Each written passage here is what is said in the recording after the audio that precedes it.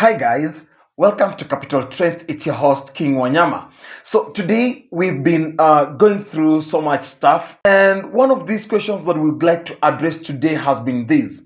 There's one of these tweets that was posted by senior counsel AHMED NASIR, and this guy was saying this. And by the way, as we go on with this, you can also be telling us what you think, because it is all about the demonstrations issue. This is what this guy says: the rebellion isn't propelled by great and progressive ideas and agendas that will take Kenya forward. This rebellion is fueled by a feeling that His Excellency Ruto is a toothless bulldog.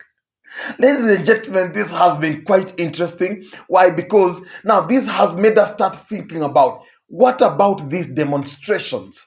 And clearly speaking, seemingly what the senior counsel is saying might have some truth. Why? Because when we say something is a toothless bulldog, it means it can't really bite. Now, when we were digging deeper into this, we found out that even today, there was an anti-corruption summit at Ufungamano House in Nairobi, and there is this activist called Okiya Omtata who has been on the trend, in the recent past, the senator, Busia, and he says this. And this was news, by the way, posted on the Star website, and by the here it is. All right. So now the heading says, I have been offered up to, right here, I've been offered up to 200 million to drop the Finance Act petition. And this is Omtata saying.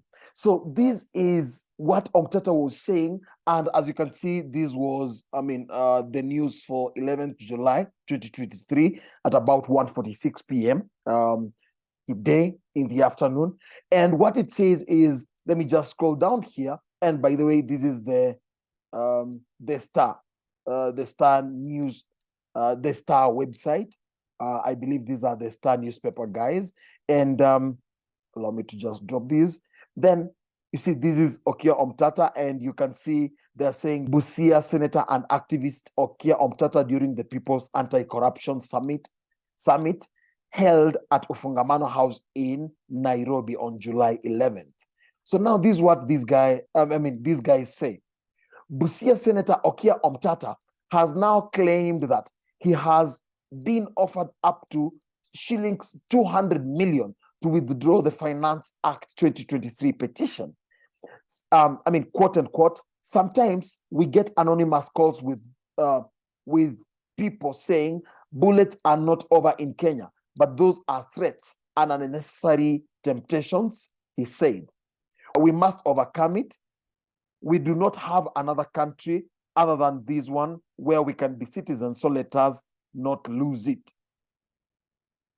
He spoke during the People's Anti-Corruption Summit at Ufungamano House in Nairobi. Omtata said he has hopes of succeeding, saying that the Constitution was grossly violated.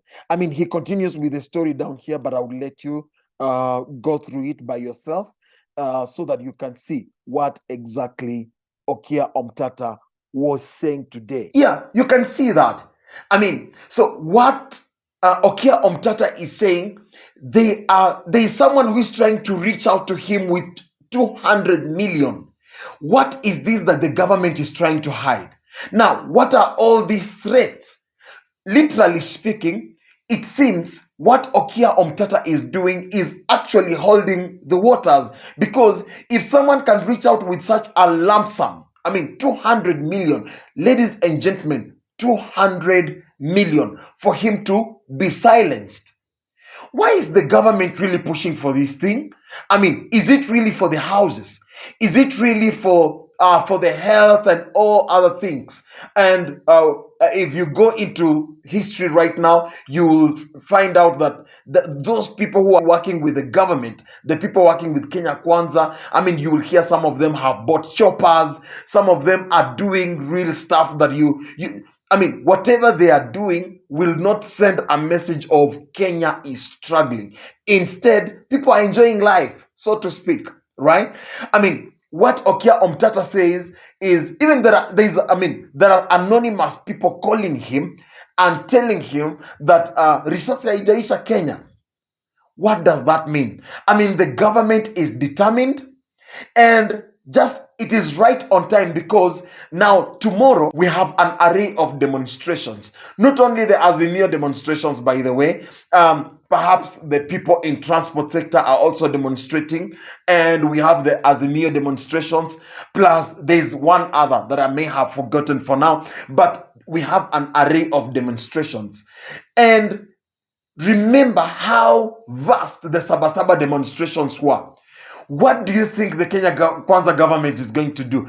Finally, after Raila has gotten the over 10 million signatures, and the country is uproar. I mean, no one is siding with the government, except if you look at the statistics of how many people in Kenya supported the finance bill, you'll be surprised. You'll find out that less than 15% of Kenyans support this thing, but the government has ensured that it goes through as is. The only thing they changed from the 3% to 1.5%, which has now been even made a tax, which means a person from whichever part of this country is going to pay for that tax, and they may never see that house, and it is not to be compensated whatsoever.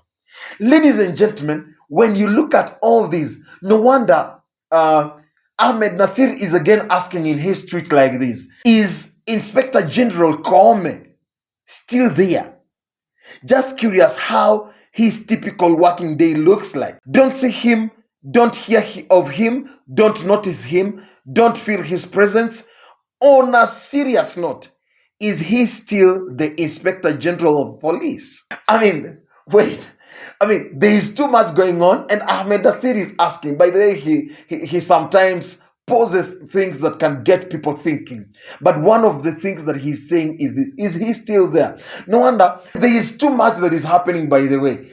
Not only in the Kenya Kwanza government, even the Jubilee government as well. There is this one thing that Okia Omtata is also posting on his tweet. And ladies and gentlemen, today is full of tweets, but let's just look at it as well. And he says, contrary to what we have been told, SGR was fully funded by Kenyans to the tune of 900 billion. SGR did not cost 360 billion, and no money came from China. We want to know why we are repaying, in quotes, a loan for which no single cent came to Kenya. Look at what is happening. I mean, what are these leaders demanding from Kenyans? Really, people are saying they are going hungry. People are saying they have nothing to eat.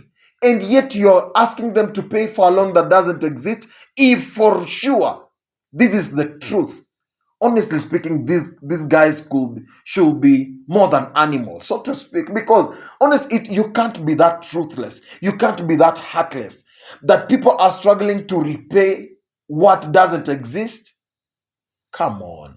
Yeah. So now, no wonder General Miguna, who has always called Right Honorable Raila Odinga conman, he says, count number 10 in the matter of the people of Kenya versus Uhuru Muigai Kenyatta and 3 others.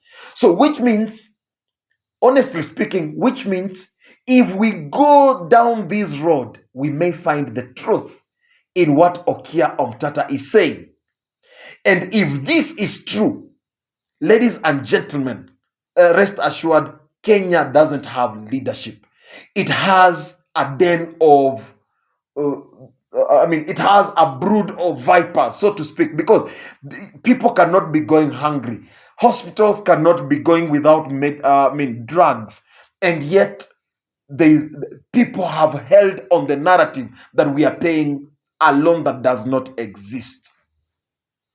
Ladies and gentlemen, let us know what you feel like, because at Capital Trends, we will try to bring to you guys right on time what will be trending at then when the demonstrations go on. But from your own view, please let us know.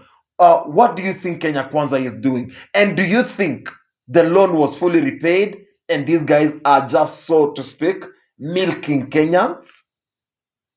All right, Let us know on the chat section. Otherwise, bye-bye guys. And please, if you haven't subscribed, remember to subscribe and remember to hit that notification bell. If you do, anytime we post our videos, you'll be among the first people to watch them. Otherwise, bye-bye for now and see you in our next video.